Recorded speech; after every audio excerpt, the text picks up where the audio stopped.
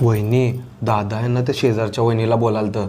काय मला तुझी लय आठवणी आल्या, मी तुला उद्या भेटायला येतो असं म्हणालता.